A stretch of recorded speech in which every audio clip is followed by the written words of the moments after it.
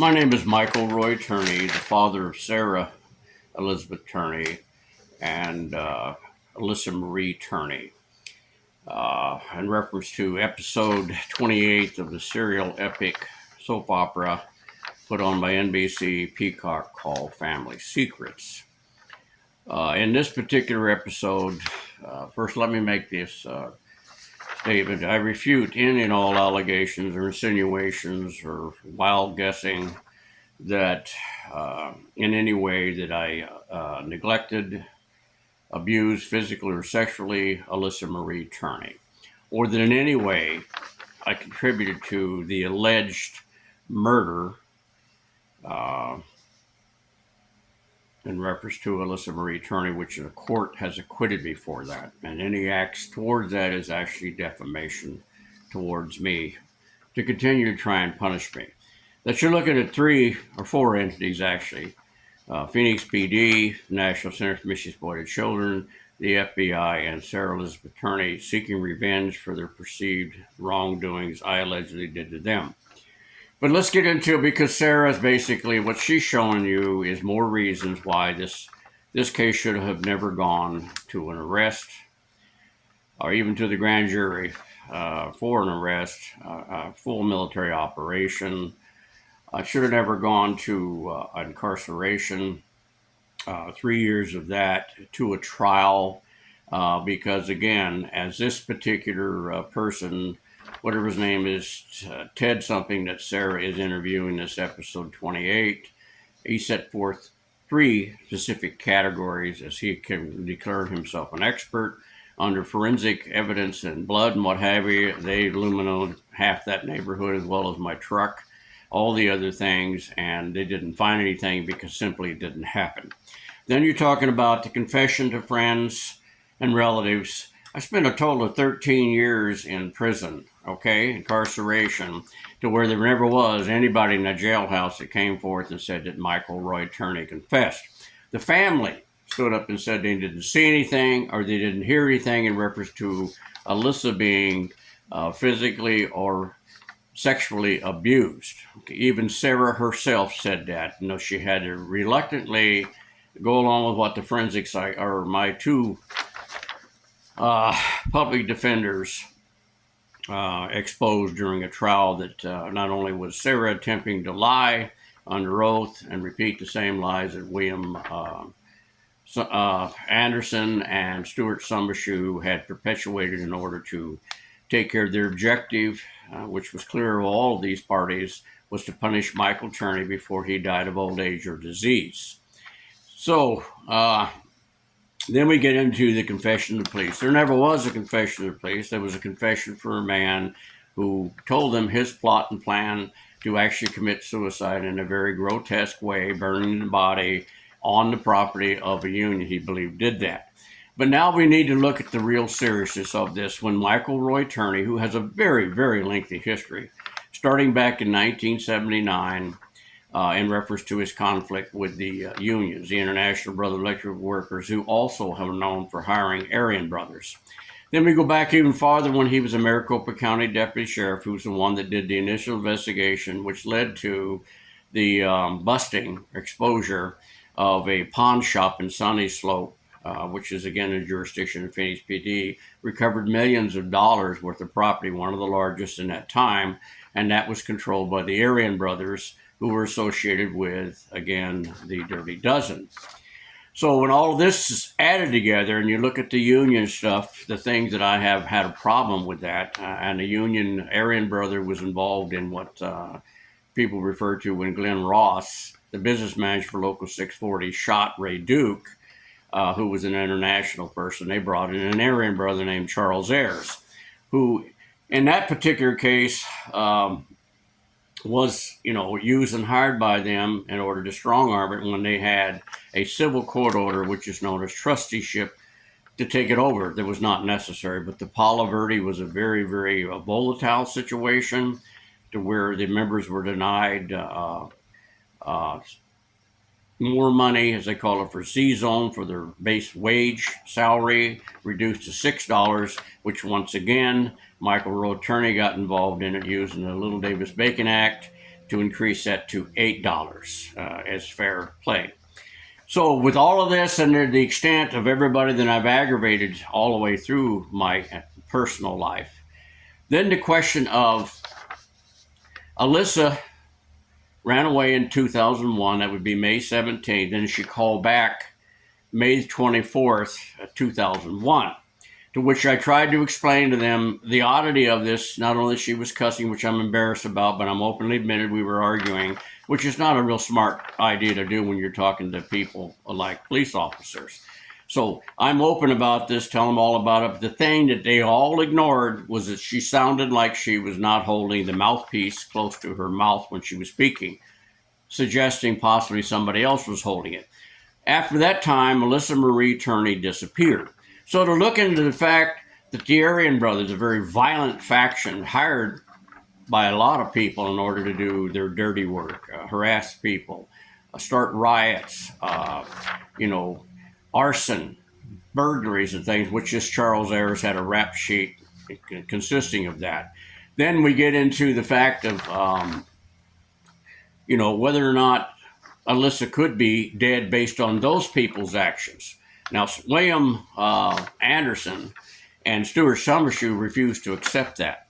Then they started destroying evidence, Brady violation after hiding it, Chris Rittenauer's letter, all of these documents pertaining to Alyssa Marie Turney and even her report cards, which said she was a sweetheart. This is her primary grades, and she got this consistently through many years until, in fact, she was finally diagnosed by our pediatrician, a medical doctor, with attention deficit disorder, and he prescribed Ritalin. These documents were handed to William Anderson, and he destroyed them. Or they're still hidden somewhere in the Phoenix PD's files, which they refused to return to me, though I've been acquitted. So we look at also her what's called the Individual Education Program testing from the state of Arizona. That disappeared. It briefly came back when some county investigators from my public defender said, yes, it did exist. We had to go back. Then comes the contract that I had with the financial savings for Alyssa and Sarah, which clearly set forth that they could not withdraw their money unless I was present with the government ID. This also was destroyed by William Anderson and Stuart Summershoe, who also lied, even said there was a second vehicle when Alyssa ran away. She only had one boyfriend. That was another lie. It was shown through a video. And they asked why the two videos were missing. And they were told, all of them, the FBI, the National Center for Exploited Children, and the Phoenix PD, that it was a jerry-rigged, put together by me system that had to be initiated and actuated every time after the tape ran out because it shut off. And I failed to do it on both those days, okay? However, there was other tape recordings because I took everything after Alyssa ran away and I kept it all. Kept all of it, okay, except for the 8-hour tape, which again, it was never there for it. We reviewed it to see if there was anything that could be used as possibly somebody in the past who snuck in or came in or whatever. All of this stuff was looked at, and I asked John to look at it. But the key issue of this is a sergeant named Bob White vanished. He wasn't available for the trial. This is the man that I communicated far more than I did with Schoenfeld, the original detective. All those tape recordings are gone. All those reports that I wrote up for this man, trying anything I could get to get these people to help me investigate looking for Alyssa. And they were sending me dead body reports and showing me pictures before they even put Alyssa's DNA and dental records into NCIC. National Information Crime Center is what it's called, folks. So all of this is hypocrisy of really, was it deliberate gross, or was it the fact that the Phoenix PD has classified me over and over again as a vigilante, including to refuse Barbara Lee Turney's attempt to get them to investigate whether or not Alyssa Marie Turney had been molested while in the custody of Steve Strom whenever he brought back Alyssa and John, extremely sunburned, fully drunk, lost his cool, and tried to run me over with a car, which the Phoenix PD again wrote that up as mutual combat, refused to send it to Rick Romley. I did the citizens thing we have a right to, with profound information and evidence that this was actually had been committed, to which Rick Romley issued a warrant of arrest for Steve Strom for a motor vehicle assault. So these are the facts that were kept from the trial. These are the facts told to ABC and NBC and anybody that wanted to listen to it. And they've all shoved it aside to go along with 1692 Salem, Massachusetts, TikTok communist horse crap that they want to turn around and push this witch hunt. Because the stepfathers always molest their stepdaughters, right, folks? Because you're some kind of a moron. Anyway, I'm losing my cool, but this is just to show you, even with it didn't even meet the 3 basic standards of this guy who wrote the book on no-body cases, no-body crime murders, or supposedly. And again, my terminology sucks, folks, because my brain is scrambled. I've had a massive recurring major depression, what is it called? Adjustment disorder with anxiety and post-traumatic stress, as they keep saying, over the 1993 wrongful termination 3 weeks before my wife, Barbara Lee Turney, died at the age of 34 on a national security job because I ratted out on union corruption and campaign finance money bribery going on at the time. And I did win that federal whistleblower case based on my recordings, which are now taken away from me, and all their transcripts pertaining to that. And for I don't know how my Department of Labor, Department of Energy, and Department of Justice conflicts need to be kept from me by the Phoenix Police Department, the FBI, and the National Center for Missing and Exploited Children. All of which these people were given all this stuff, along with pictures of Alyssa's shoes and her clothing.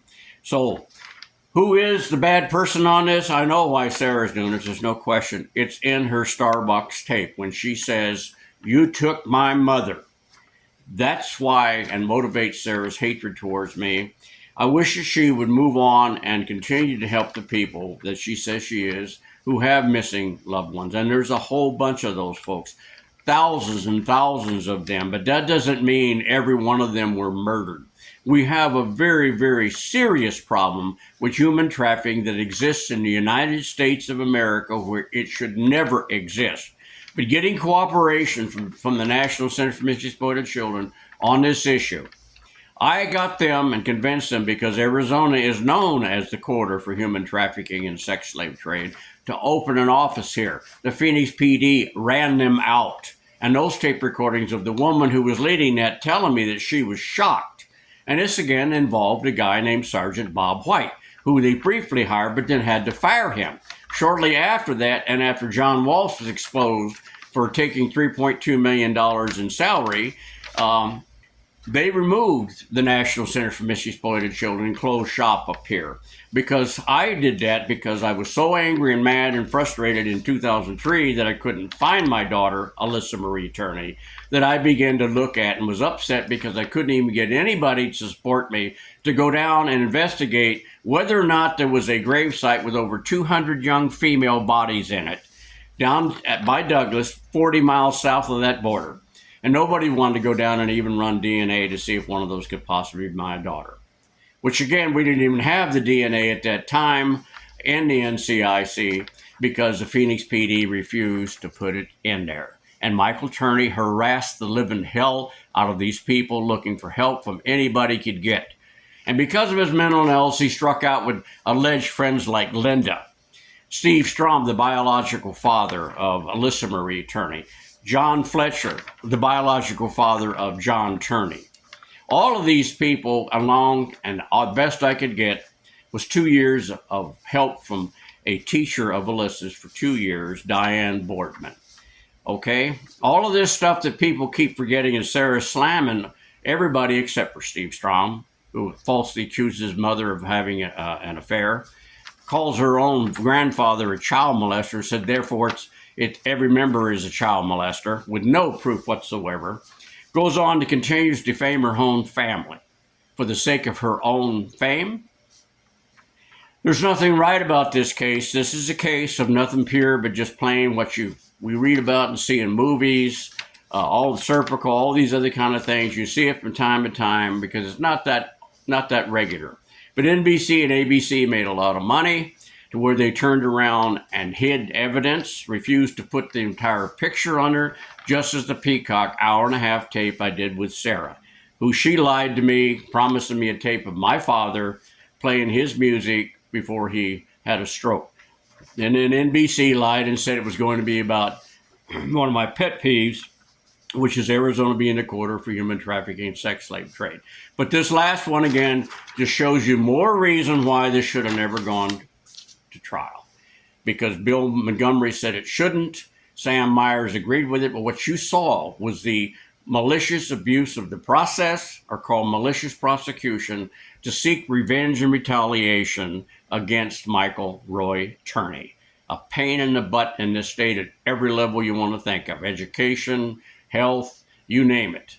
Highways, all of it, folks. I've been involved because I thought that's what I was supposed to do. Good luck to you.